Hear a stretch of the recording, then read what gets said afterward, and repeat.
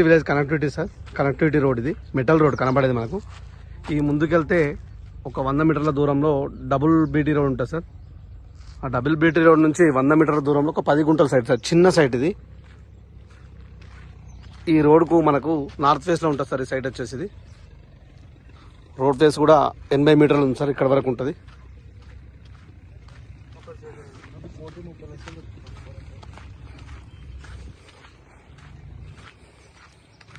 ఈ మడి సార్ ఇది.